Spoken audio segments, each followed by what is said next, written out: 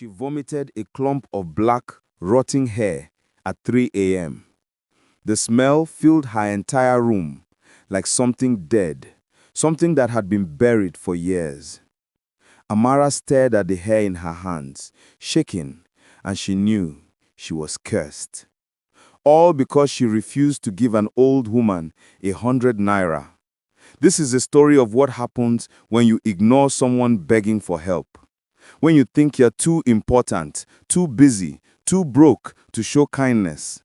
Because sometimes the person asking for help isn't really a person at all. And by the time you realize it, it's already too late. Amara was the kind of woman everyone in Lagos knew. Not famous, not rich, but known for all the wrong reasons. She was stingy, cold, mean.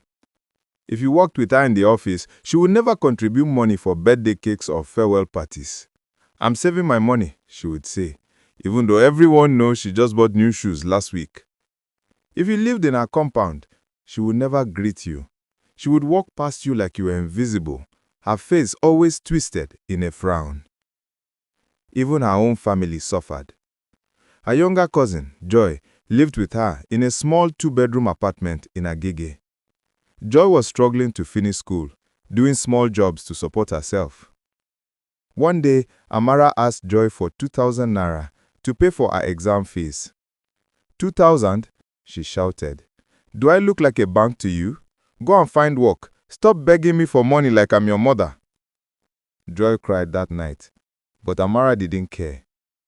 The next morning, Amara woke up, got dressed in her office clothes, grabbed her bag, and left for work without even saying goodbye.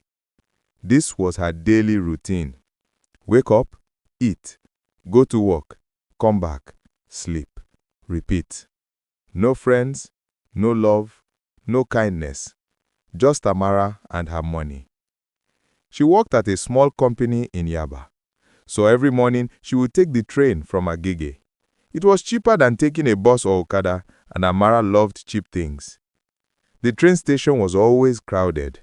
Market women selling food, beggars asking for money, children running around. But Amara never stopped for anyone. She would push through the crowd, her face hard, her eyes forward, her hand gripping her bag tightly. No time, she would mutter if anyone tried to talk to her. "I'm late, move." And people would move, because Amara had that energy, the kind that made you feel small. But on this particular morning, something was different. Amara was running late. Her alarm didn't go off, and by the time she woke up, it was already 7:15 a.m. If she didn't hurry, she would miss the train, and her boss would definitely shout at her.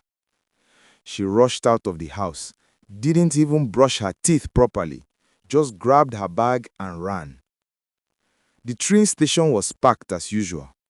She pushed her way through, elbowing people aside, not apologizing. That's when she saw her.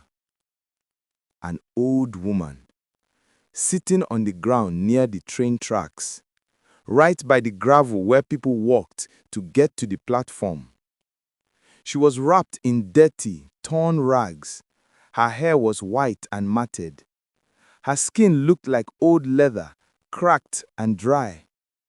Her hands were bony, like sticks. She looked up as Amara passed by, and their eyes met. "My daughter," the old woman's voice was weak, shaking. "Please, give me something to eat. Anything, even 100 naira. Amara stopped. Not because she wanted to help, but because the old woman's hand had grabbed the edge of her skirt. Mama, leave my dress," Amara snapped, pulling her skirt away. "You want to tear it?" The old woman didn't let go. Her grip was surprisingly strong. "Please, I'm hungry. Just small money. God will bless you."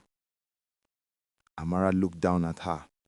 She had 500 naira in her purse. That was her transport money and her breakfast money. She wasn't planning to give any of it away. "Mama, I don't have anything. Amara lied, her voice sharp. I'm also suffering. Go and beg someone else. She tried to walk away, but the old woman suddenly grabbed her by the hair. Not her skirt this time, her hair. Amara screamed, Mama, what is wrong with you? Leave me! She looked around, expecting people to come and help her, but no one even turned to look. It was like they couldn't see what was happening. The old woman pulled Amara's face close to hers, so close that Amara could smell her breath, rotten like spoiled meat. You will crawl back here, the old woman whispered.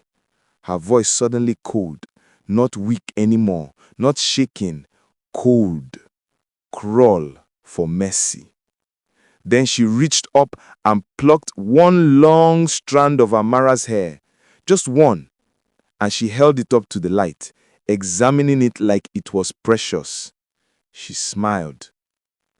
Her teeth were black, rotten, and her eyes were not the eyes of a human being. Amara felt her entire body go cold. The old woman released her, and Amara stumbled backward, gasping. She grabbed her bag and ran so fast she almost tripped over her own feet.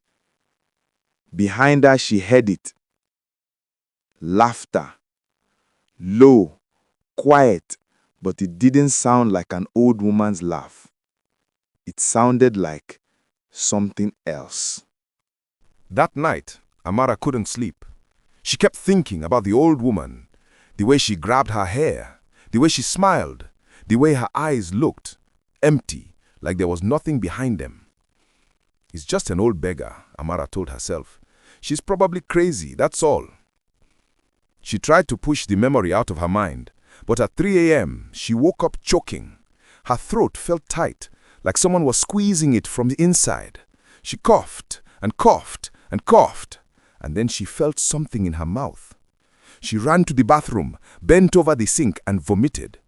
It wasn't food. It wasn't water. It was hair. A thick clump of black, rotting hair. Amara stared at it, her hands shaking. The smell hit her, like something dead, something that had been buried for years. She screamed. Joy came running. Sister Amara, what's wrong? But when Joy looked into the sink, she saw nothing, just water. What are you screaming about? Joy asked, confused. Amara pointed at the sink. The hair, can't you see it? Joy looked at her like she was crazy. There's no hair, sister. Are you okay? Amara looked again. The hair was gone, but she had seen it. She had felt it in her mouth. I'm fine, she whispered, even though she wasn't. From that night, things got worse. Her hair started falling out, not slowly, in clumps. She would wake up and find strands all over her pillow. She would shower and watch her hair circle the drain. Within a week, she had bald patches all over her head. She started losing weight rapidly. Even though she was eating, her body was shrinking. Her clothes hung off her like she was a skeleton. Her skin turned pale, gray almost, like the color was draining out of her. And then came the smell. A foul, rotting smell that followed her everywhere. She would shower 3 times a day, scrub her skin until it was raw, but the smell wouldn't go away. Her co-workers noticed. Amara, are you okay? One of them asked, covering her nose. You don't look well. Amara snapped. I'm fine. Mind your business. But she wasn't fine. People started avoiding her. They would step away when she walked into a room. They would whisper when she passed by. Her boss called her into his office. Amara, I'm sorry, but we're going to have to let you go. You've been distracted, and there have been complaints. She lost her job. Her landlord knocked on her door a few days later. Amara, I need you to move out. Other tenants are complaining about a smell. She lost her home. She went to hospitals. Doctors ran tests, blood tests, scans, everything. There's nothing wrong with you, they said. You are perfectly healthy. But she wasn't healthy. She was dying. She could feel it. She went to pastors. They prayed over her, anointed her with oil, commanded demons to leave. Nothing changed. She went to herbalists. They gave her potions to drink, charms to wear, rituals to perform. Nothing worked. Every night, she had the same dream. The old woman, standing by the train tracks, smiling, holding that single strand of Amara's hair, waiting. Amara was desperate. She had lost everything: her job, her apartment, her dignity. She moved back to her family house in the village, and her family was shocked when they saw her. "What happened to you?" her mother cried, holding her face. "You look like a corpse." Her elder brother, Chidi, pulled her aside. "Amara, tell me the truth. What did you do?" At first, she didn't want to say. She was ashamed. But eventually, she told them everything. The old woman, the hair, the curse. Chidi's face went dark. "You refused to help someone who asked you for 100 naira? "I didn't have money," Amara protested weakly. "You always have money," Chidi shouted. "You just don't want to give. This is why you're suffering now. You brought this on yourself."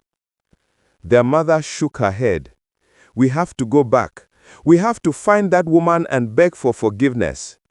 "Mama, what if she's not there?" Amara asked, her voice trembling. "Then we pray to God that she shows mercy," her mother said. 2 days later, Amara, Chidi, and their mother traveled back to Lagos.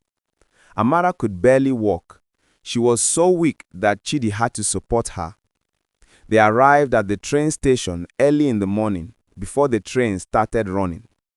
The place was quiet, empty, eerily silent. They walked to the spot where Amara had seen the old woman.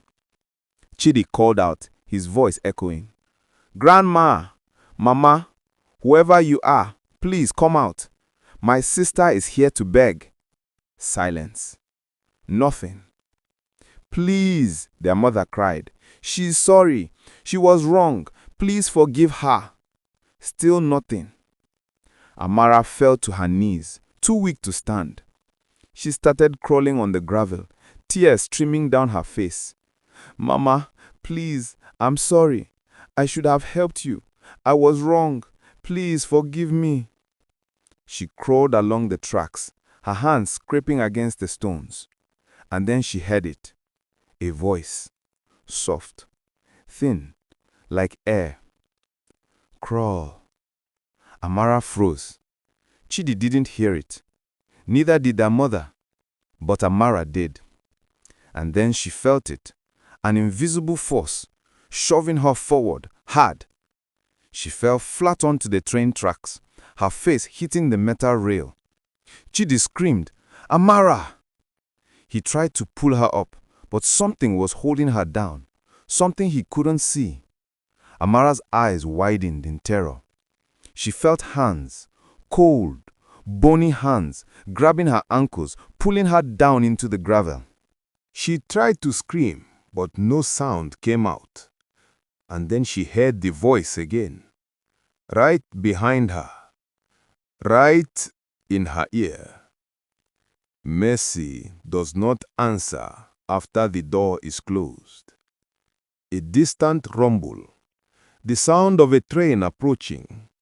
Chidi screamed for help. Their mother was crying, praying frantically. But the train didn't slow down.